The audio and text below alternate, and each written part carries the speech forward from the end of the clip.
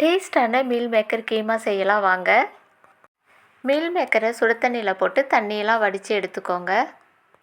Meal மேக்கர்லாம் ஆறுனதும் மிக்சியில் கொஞ்சம் கொஞ்சமாக போட்டு அரைச்சிட்டு வந்துடுறேன். ஒரு பாத்திரத்தில் 75 ml தயிர், 2 ஸ்பூன் தனி மிளகாய் பொடி, 1/4 டீஸ்பூன் மஞ்சள் பொடி, 1/2 ஸ்பூன் தனியா பொடி, தேவையான அளவு உப்பு, கஸ்தூரி மேத்தி அதாவது காஞ்ச வெந்தயக்கீரையை கொஞ்சமாக கையாலே தேய்ச்சி போடுறேன். எல்லாத்தையும் இந்த மாதிரி கலந்து எடுத்துக்கோங்க. கடாயை வச்சுருங்க, எண்ணெய் சேர்த்துக்கோங்க, மசாலாலாம் சேர்த்துக்கோங்க. இது கூடவே கொஞ்சமாக கருவேப்பிலை, பொடி பொடியாக கட் பண்ண வெங்காயத்தையும் சேர்த்து நல்லா வதங்க விட்டு 1/2 ஸ்பூன் அளவுக்கு இஞ்சி பூண்டு பேஸ்ட் போட்டுக்கோங்க. எல்லாம் இந்த அளவுக்கு வதங்கினதும் இது கூடவே அரைச்ச தக்காளி விழுது, 2 பச்சை மிளகாய் எல்லாத்தையும் சேர்த்து இந்த அளவுக்கு வதங்க விடுங்க. தக்காளி வதங்கினதும் மீல் மேக்கரையும் சேர்த்து வதங்க விட்டு மிக்ஸ் பண்ண தயிரையும் எடுத்து ஊற்றி தேவையான அளவு தண்ணி சேர்த்து கொதிக்க விட்டு கிரேவி திக்கானதும் மல்லி இலைகளை தூவி இருக்குன்னா சூப்பரான மீல் மேக்கர் கீமா ரெடி.